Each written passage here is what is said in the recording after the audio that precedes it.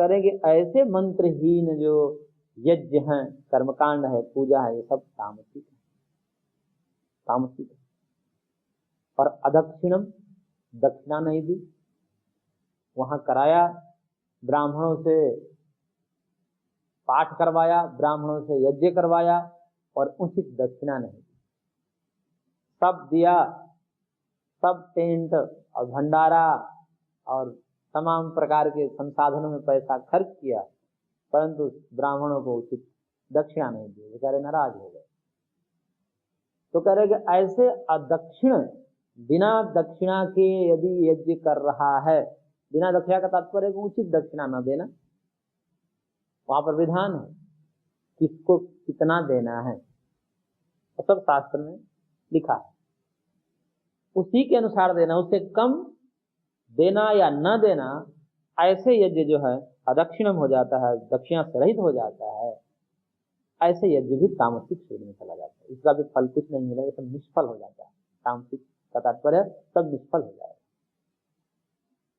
श्रद्धा विरहितम, करा तो रहा है लेकिन श्रद्धा नहीं, यज्ञ कर रहा है, करा भी रहा है, नियमित कर रहा है, मान लीजिए विधि भी है, विधि से युक्त है, भोज भंडारा भी सब कुछ ठीक है, ऊपर जो कहा गया विधि से युक्त है, अन्नदान आदि से युक्त है, दक्षिणा भी सम्यक दिया है, पर श्रद्धा ही नहीं, श्रद्धा से रहित है। तो करेंगे श्रद्धा से रहित हो जाने से कभी कभी शास्त्रोक्त वेदोक्त विधि युक्त कर्म भी निरर्थक हो जाता है। इसलिए श्रद्धा भी एक विधि है कि सब करिए, शास्त्र में जैसा कहा है वैसा ही करिए, परंतु श्रद्धा पूर्वक करिए। सब विधि सही किया, लेकिन श्रद्धा वाली भी एक विधि के अंतर्गत ही है, श्रद्धा पूर्वक करें। श्रद्धा नहीं है, सब ठीक है, पूरा जैसा कहा शास्त्रों में उसी प्रकार से कर रहे हैं, पर श्रद्धा नहीं, तो श्रद्धा के अभाव में ऐसे सात्विक कर्म भी तामसिक हो जाते हैं। इसलिए अपने वर्णाश्रम धर्म जो हैं, जो शास्त्रोक्त हैं, वेदोक्त हैं, वैसे ही चल रहे हैं, तो श्रद्धा नहीं, भाव नहीं, अनमने मन से कर रहे हैं, तो करेंगे यह भी तामसिक कोटि में चला जाता है। इसलिए कर ही रहे हैं, पूरा लग ही रहा है, श्रम समय और पैसा सब कुछ लग रहा है, तो श्रद्धा लगाने में क्या है, श्रद्धा करने में क्या है, श्रद्धा तो एक भाव बनानी है। तो श्रद्धा कर दें तो वह जो है तामसिक से हट करके सात्विक कोटि में जाता है, और यदि श्रद्धा से रहित है तो ऐसे यज्ञ तामसिक कोटि में आता है। इसलिए भगवान ने कहा तामसम परिचक्षते, ऐसे यज्ञ को, ऐसे पूजा पाठ को तामसिक पूजा पाठ कहते हैं। तो इस प्रकार से यहाँ पर भगवान ने 3 प्रकार के यज्ञ, सात्विक यज्ञ, राजसिक यज्ञ और तामसिक यज्ञ का वर्णन किया। अब आगे तप, तप के विषय में भगवान कहेंगे। पहले तप का भेद बताएंगे कि तप कितने प्रकार के होते हैं, शरीर का तप, वाणी का तप, मन का तप, और फिर उसके सात्विक राजसिक तामसिक भेद बताएंगे। तो पहले कर्म कितने प्रकार के होते हैं उसको बता रहे हैं। कर्म 3 प्रकार के होते हैं, 3 साधनों के द्वारा होते हैं, शरीर से, वाणी से, मन से। इसलिए शारीरिक कर्म, मानसिक कर्म और वाचिक कर्म, इनको बता करके और फिर उसके सात्विक राजसिक तामसिक भेद बताएंगे। तो सबसे पहले शारीरिक तप के विषय में कह रहे हैं, कायिक तप जिसे कहा जाता है, और कह रहे हैं भगवान देवद्विज गुरु प्राज्य पूजनम शौचमार्जवम ब्रह्मचर्यम अहिंसा च शारीरम तप उच्यते। यानी कि ये शरीर के तप है। कौन कौन से? देव, द्विज, गुरु, प्राज्य, इन चारों का पूजन। देव पूजन, देवताओं का पूजन करना, कोई विशिष्ट देव हो, विशिष्ट देवों में भक्ति का विधान शास्त्र में किया गया है कि प्रत्येक व्यक्ति का ये कर्तव्य है कि कोई अपने मनोनुकूल, अपने रुचि के अनुकूल कोई एक देवता का नित्य उपासना करनी चाहिए, इसलिए उनका पूजन आवश्यक है। देव पूजन, द्विज ब्राह्मण पूजन, ब्राह्मण के प्रति पूजन, उनकी पूजा करना, और गुरु, गुरु का पूजन क्योंकि शरीर से ही होता है, और प्राज्य विद्वान, जो प्राज्य हैं, ज्ञानी जन है, विद्वान है, उनका पूजन।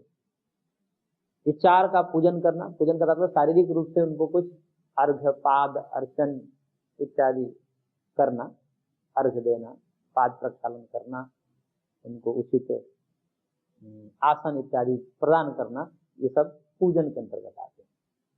तो ये सब शरीर से होते हैं, इसलिए ये भी एक शारीरिक तप।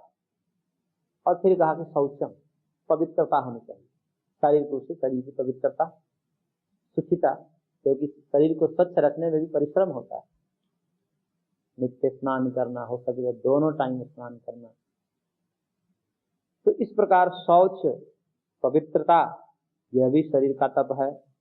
आर्जवम, शौचम आर्जवम, सरलता, कुटिल न होना, थोड़ा सरल होना, थोड़ा अपने स्वभाव को नरम रखना। क्रोध, उत्तेजना इत्यादि का भाव न रहना, क्योंकि ये सब शरीर पर नियंत्रण करना पड़ता है। ये सब शरीर से परिलक्षित होते, शरीर में दिखता है। ये सब मृदुता, सरलता, कोमलता, ये सब शरीर में दिखते हैं। इसलिए शरीर को उन कुटिल भावों से, क्रोध, आवेश इत्यादि से दूर रखना, ये भी एक प्रकार का शारीरिक तप है, इसका अभ्यास करना पड़ता है। किसी भी परिस्थिति में हमारे चेहरे पर जो मुस्कुराहट है, प्रसन्नता है, कि किसी भी स्थिति में भंग नहीं होनी चाहिए, चाहे परिस्थिति कैसे भी आ जाए, परंतु हमारे शरीर से किसी को लक्षित नहीं होना चाहिए कि ये व्यक्ति दुखित है। हर एक परिस्थिति में हम मुस्कुराएं, हर एक, चाहे भगवान किसी परिस्थिति में हमको रखे, सुख में, दुख में, मान अपमान, यश, हर एक परिस्थिति में मुस्कुराते रहना, प्रसन्न वदन रहना, यह शरीर का तप है। इसलिए ऋजुता, आर्जव, सरलता। और फिर कहा भगवान आगे ब्रह्मचर्य, ब्रह्मचर्य का पालन करना, इंद्रियों का संयम करना, यह शारीरिक तप के अंतर्गत आता है। और अंतिम में कहा भगवान ने अहिंसा, किसी भी जीव को ताड़ित न करना, मारना, पीटना, उसे दुख देना, शारीरिक रूप से ताड़ित करना, अंग भंग कर देना या प्राणहरण ही कर लेना, ये तो सबसे भयंकर पाप है। ये सब न करना, ये शारीरिक तप है। तो इस प्रकार से अहिंसा का पालन, ब्रह्मचर्य का पालन, सरलता, शुचिता, देव, द्विज, गुरु, विद्वान की पूजा, ये सब शारीरिक तप के अंतर्गत आते हैं। और तप के विषय में महर्षि व्यास जी ने भी कहा है, ना तपस्विनो योग सिद्ध्यति, अतपस्वी व्यक्ति का योग सिद्ध नहीं होता। इसलिए तप होना चाहिए, यानी कि शारीरिक तप, वाचिक तप और मानसिक तप, ये सब तप होना चाहिए, तब जाकर के सिद्धि की प्राप्ति होती है। बिना तप की सिद्धि नहीं हो सकती, फल प्राप्त नहीं हो सकता। इसलिए शारीरिक तप बताया। अब वाचिक तप बता रहे हैं, वाणी का तप कैसा है। वो कहे कि हमें तप करना है, तो तप कैसे करें, तो इन गुणों को धारण करें, यही तप है। तो आगे कह रहे हैं भगवान, अनुद्वेग करम वाक्यम सत्यम प्रियहितम च यत् स्वाध्यायाभ्यसनम चैव वाङ्मयं तप उच्यते। कह रहे भगवान की यत् अनुद्वेग करम प्रियहितम च सत्यम वाक्यम, क्योंकि वाणी से बोला जाता है, शब्द ही बोलते हैं, वाक्य ही निकलता है। इसलिए वो वाक्य कैसा होना चाहिए, वह शब्द कैसे होने चाहिए जो तप के अंतर्गत आते हैं। तो भगवान ने कहा अनुद्वेग कर, जो बोलते ही किसी के अंदर उद्वेग पैदा कर दे, क्रोध पैदा कर दे, उसके अंदर आग लग जाए, ऐसा नहीं बोलना चाहिए। इसलिए बोलते समय बहुत सावधान रहना चाहिए। ये जो बात बोल रहे हैं, कहीं बोलते ही वो आग बबूला न हो जाए, उसके अंदर उद्वेग न हो जाए, अशांत न हो जाए, क्रोधित न हो जाए। इसलिए ऐसे उद्वेग करने वाले, दूसरे को हिला देने वाले, जब कि झकझोर दिया उसको, ऐसे शब्द बोल दिया, ऐसे शब्द नहीं बोलने चाहिए। तो जो अनुद्वेग कर्म वाक्य है, उद्वेग न हो, जिससे प्रिय है, उसको प्रिय लगे। ऐसा नहीं कि कटु शब्द बोल दे, कटु वचन बोल दे जो अप्रिय लगे, तो सुनते ही कहे क्या मैं सुन लिया, क्या बोल दिया। ऐसे कटु वचन नहीं होने चाहिए, प्रिय वचन होने चाहिए। लेकिन प्रियता में भी कई लोग चापलूसी करने लगते, प्रिय बोल बोल करके, मीठा बोल बोल करके अच्छा तो लगता है उसको, परंतु अंततः उसका अहित हो जाता है। क्योंकि उसको जैसा अच्छा लगे, चाहे उसके लिए हितकर हो या अहितकर हो, इसका ध्यान में न रख करके केवल हमें प्रिय बोलना है, उसको खुश करना है, इस कारण से अहितकर वचन भी बोले जाते हैं, जिसका परिणाम आगे हितकारी नहीं होता। तो प्रियता होनी चाहिए, वाणी प्रिय होनी चाहिए, परंतु यह भी ध्यान देना चाहिए वो हितकर भी होनी चाहिए। अहितकर प्रिय वचन नहीं बोलना चाहिए, उसका अहित हो जाए, प्रिय तो लगे लेकिन बाद में उसका अहित हो जाए, ऐसे वचन है। हितकर भी होना चाहिए, तो प्रियता के साथ साथ हितकर वचन भी होने चाहिए। तो ऐसे मीठे वचन बोल बोल करके किसी का अहित करवा दें, ऐसा नहीं होना चाहिए। प्रिय बोले, परंतु यह ध्यान रखें इस प्रियता में उसका हित है या अहित है। यदि अहित है तो ऐसे प्रिय वचन नहीं बोलना चाहिए, और यदि हित है तो ऐसे प्रिय वचन बोलना चाहिए। तो प्रियम, हितम और सत्यम, वो जो प्रिय हम बोल रहे हैं, हितकर बोल रहे हैं, वो यथार्थ होना चाहिए, सत्य होना चाहिए। मिथ्या ही प्रिय, कई कई मिथ्या वचन भी प्रिय लगते हैं, झूठे वचन भी प्रिय लगते हैं। जैसे किसी के सामने उसके शत्रु का झूठा उसके अपमान करे, उसकी निंदा करे, झूठी निंदा, तो सामने वाला जो है वो प्रसन्न हो जाता है, चलो हमारे शत्रु की निंदा कर रहा है, और सारी निंदाएं जो है झूठी निंदा कर रहा है। तो कह रहे हैं कि ऐसे जो है प्रिय लगते हुए भी ये ठीक नहीं है। प्रिय भी हो, हितकर भी हो, लेकिन सत्य होना चाहिए, असत्य नहीं। तो सत्यता में ये ध्यान रखना चाहिए कि सत्य होते हुए वो हितकर हो और प्रिय हो। तो प्रिय और हित से युक्त सत्य हो, प्रिय हित से रहित सत्य नहीं होना चाहिए। सत्य भी हो और प्रिय, इस कई प्रकार से इसकी व्याख्या कर सकते हैं कि जो प्रिय वचन हो वो सत्य हो और वो हितकर भी हो, और जो प्रिय और सत्य हो वो हितकर भी हो, और जो सत्य है वो प्रिय और हितकर भी हो, और जो प्रिय हित है वो सत्य भी। इस प्रकार से इस तरह से व्याख्या कर सकते हैं। तो कहने का तात्पर्य है कि ये तीनों का मेल होना चाहिए। उस वचन में प्रियता भी होनी चाहिए, वो मधुर वचन भी होना चाहिए, वो हितकर भी होना चाहिए, और सत्य भी होना चाहिए। असत्य प्रिय नहीं होना चाहिए। तो इस प्रकार से सत्यम वाक्यम, ऐसे वाक्य का प्रयोग करना चाहिए। तो यह वाणी का तप है, क्योंकि ऐसे करने में झूठ बोलने में आनंद आता है और सत्य बोलने में कष्ट होता है। किसी को व्यंग्य में बोल देना, किसी को जो है कठोर बोल देना, उसमें आनंद आता है, उसमें व्यक्ति खुश होता है कि मैंने आज इनको बोल दिया। परंतु बात सहन करना, कठोर न बोलना, वाणी पर नियंत्रण करना, इसमें तप होता है, कष्ट होता है, इसमें जो है पुरुषार्थ करना पड़ता है। हृदय से वाणी उठती है, मुख तक आती है, लेकिन वहां पर भी रोका जाता है, नहीं बोलना। तो इस प्रकार से बार बार उसको रोकना, ये एक प्रकार का तप है। और साथ में ही भगवान ने कहा स्वाध्यायाभ्यसनम, स्वाध्याय वेद का स्वाध्याय, शास्त्र का स्वाध्याय, उसका नित्य अभ्यास, रोज पाठ करना, रोज शास्त्र अध्ययन करना, नित्य शास्त्र स्वाध्याय करना, यह भी वाणी का तप है। क्योंकि सब कुछ कर देंगे, सत्य प्रिय हित भी बोल देंगे, उसमें कोई समस्या नहीं, मधुर भी बोल देंगे, परंतु शास्त्र स्वाध्याय की जब बात आती है तो नहीं करेंगे। सत्य बोलेंगे, हितकर बोलेंगे, प्रिय भी बोलेंगे, परंतु शास्त्र का स्वाध्याय नहीं करेंगे। भगवान का कि शास्त्र का स्वाध्याय नित्य होना चाहिए। सब कुछ बात करेंगे, फालतू के बात कर लेंगे, लेकिन उसके जगह पर शास्त्र का अध्ययन नहीं करेंगे। घर में बैठ करके एक दूसरे की निंदा करेंगे, पड़ोसी की निंदा करेंगे और दूसरे अन्य व्यक्तियों की निंदा करेंगे। उसके स्थान पर साथ बैठ करके परिवार सहित सपरिवार गीता का स्वाध्याय करें, उसको सुने, पढ़ें, बारी बारी से एक नियम बना लें कि आज ये व्यक्ति पढ़ेगा और वो समझाएगा, फिर कल ये व्यक्ति पढ़ेंगे, ये समझाएंगे। ऐसा प्रत्येक व्यक्ति को ऐसा मौका देना चाहिए कि सब पढ़ें, सबको पढ़ने का अभ्यास होना चाहिए, सबको समझाने का अभ्यास होना चाहिए। इस प्रकार से घर में एक स्वाध्याय का, शास्त्र स्वाध्याय का वातावरण होना चाहिए। या नहीं है तो कोई एक व्यक्ति हो जो सुनाए, जो पढ़ा हो वो सुनाए। संस्कृत न भी पढ़ा हो तो हिंदी तो आजकल सब आती है, हिंदी व्याख्या पढ़ें।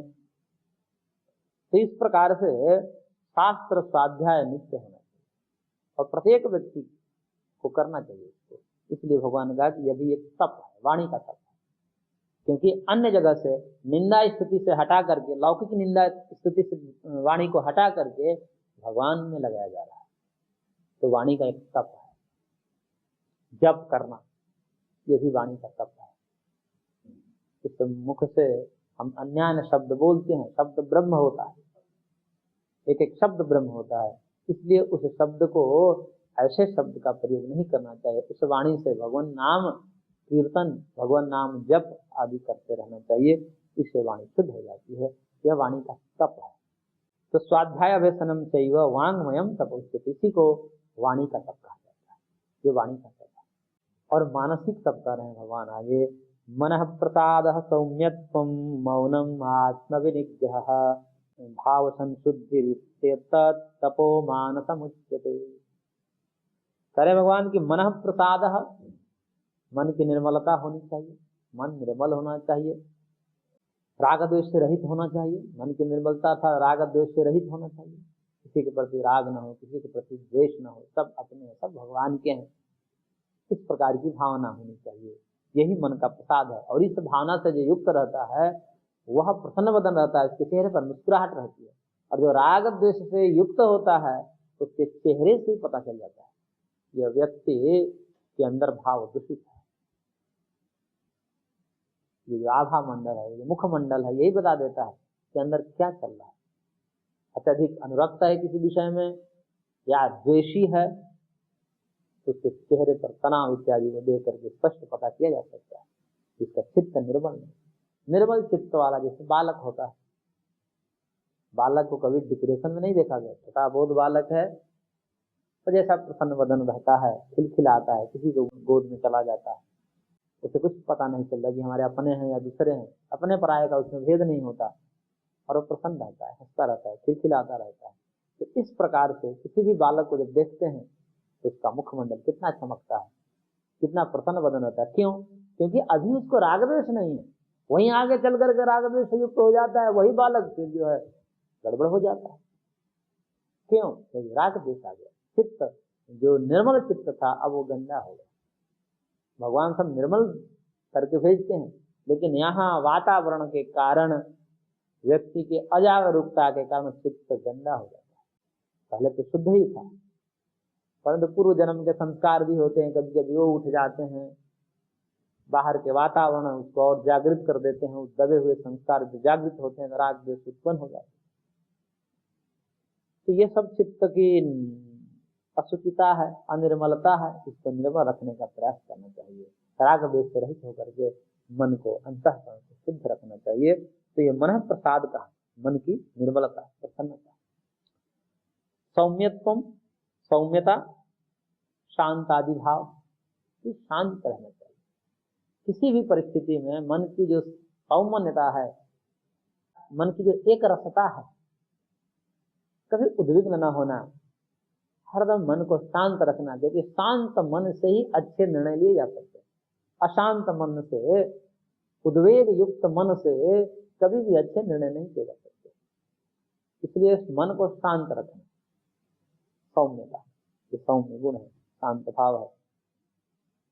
ये ऐसे भाव हैं जिस भाव के कारण मन के जो है मुख के जो प्रसन्नता आदि ये होते हैं, इसी सौम्यता भाव से, इस सौम्यता रूपी भाव से मुखमंडल पर प्रसन्नता होती है। इसलिए मुखादि प्रसाद कार्य ये सौम्यत्व, ऐसा आचार्य ने इसका व्याख्या किया। आगे कहा भगवान ने मौनम, मौन होना चाहिए। मौन का तात्पर्य यहाँ पर वाणी से नहीं है, क्योंकि वाणी से मौन कोई हो ही नहीं सकता। यह मौन जो धर्म है वह मन का है। मन पर जब तक संयम नहीं होगा तब तक व्यक्ति मौन हो ही नहीं सकता। उसके मुख से बोल ही कुछ न कुछ बोल ही देगा। और बाद में कहता है कि मैं चाहता नहीं था, पता नहीं कैसे हो गया, मैंने कैसे बोल दिया, मेरे को पता नहीं चला, मैंने उसको गाली दे दिया कैसे, पता ही नहीं चला, मैंने उसको कठोर बोल दिया, पता ही नहीं चला। क्यों? क्योंकि वाणी को कितना भी मुख बंद करके रहे, कई व्यक्तियों का कहता है कि तुम मुख बंद करके रखो, तुम बार बार जो है लफड़ा कर देते हो। कई परिवार के सदस्य एकाध ऐसे हो जाते हैं जिनको बार बार ऐसे मौकों पर कहा जाता है कि तुम मत रहना। कहीं पर कुछ ऐसे मौके आते हैं कि बोले कि ये बिगाड़ देगा काम, कुछ ना कुछ बोल देगा, काम बिगड़ जाएगा।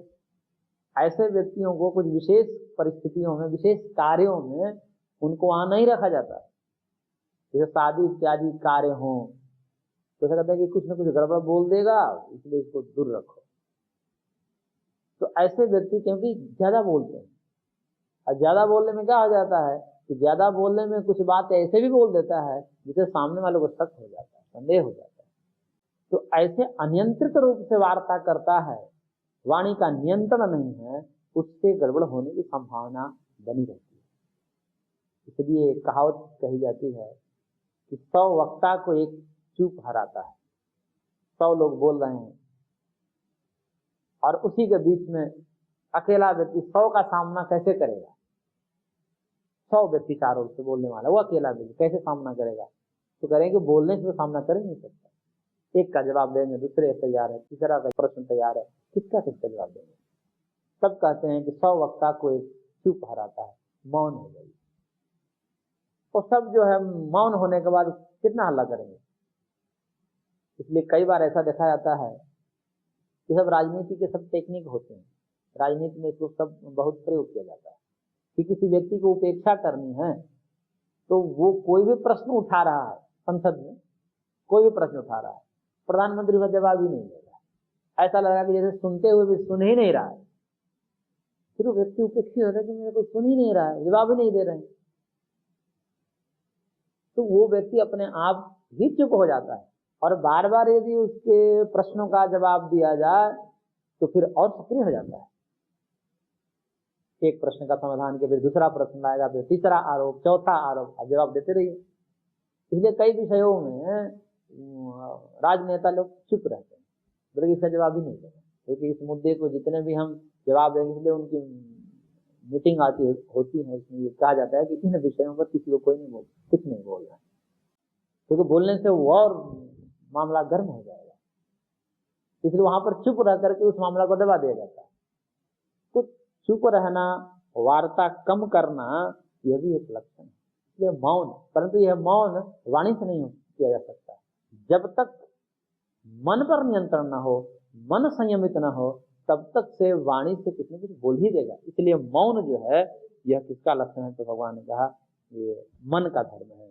विनिग्रह, आत्म विनिग्रह, मन पर संयम रखना, अपने आप पर संयम रखना, आत्म विनिग्रह, मन को निग्रह करना, नहीं कि मन में जो आ रहा है, काम क्रोध लोभ जो भी भाव आ रहा है उसको क्रिया रूप न देकर के उससे लगाम करना, ये आत्म विनिग्रह है, मन का निग्रह है।